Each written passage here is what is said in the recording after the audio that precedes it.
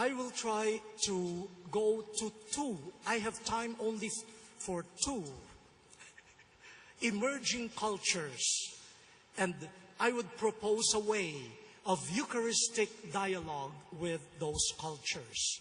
The first is the culture of alienating individualism. And we propose the Eucharistic culture of convocation, gathering, communion in love. One of the great gifts of our time is the value placed on the individual human person. The appreciation of the person is good and necessary for society. This is what sociologists, psychologists call individualization. And that is important. Individualization prevents human beings from being reduced to mere spare parts of a big social machinery. Unfortunately, this healthy process of individualization has been pushed to an extreme called individualism, where the individual and the community become enemies. The individualistic culture takes the laissez-faire attitude that the individual reigns supreme and individuals can look after themselves. Look at the many books, self-help books. You can repair this by yourself. You can do this by yourself. Self-help. I don't need you. I can do it by myself. I don't know whether the culture of selfie. I don't need a photographer. I can do it by myself. Why am I raising my voice? But we have to be critical. We have to be critical about all of these things. In the culture of alienating individualism, the individual alone must achieve something in society. This culture protects individual rights, but does not sufficiently stress duties to other persons and to society. Individualism is fueled in the economic sphere by competitiveness rather than cooperation. And the educational system reinforces this with beautiful words: creativity, initiative, personalization. We need to be careful. What do we mean by those words? Now, the culture of individualism has social forms, for societies can also be individualistic. For example, ethnocentrism, nationalistic xenophobia, religious intolerance. It stigmatizes persons, discriminates against them, and sees strangers in a distorted recognition. The culture of individualism sets up barriers and relegates the unwanted to ghettos. The culture of individualism engages in scapegoating, blaming the ills of society on the stranger, the alien, the migrant, the refugee, the poor, the minority.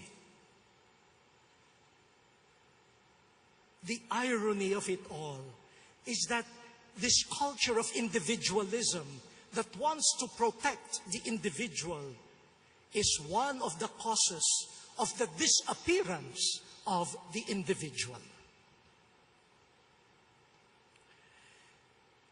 An individualist loses friends and neighbors, eventually becoming a nobody. An individualist inhabits a world that is so narrow that it does not have room for anyone, including himself or herself. Human persons are fulfilled both individually and socially, and at the same time. But we should also be critical of cultures that disregard legitimate individuality in the name of false communitarianism. I'm oversimplifying the description of the culture of individualism, but I leave it to your reflection. Let me turn to the Eucharist. The Eucharist offers an experience of another culture, the culture of convocation. Convocare. You are called with others. You are called to be with others.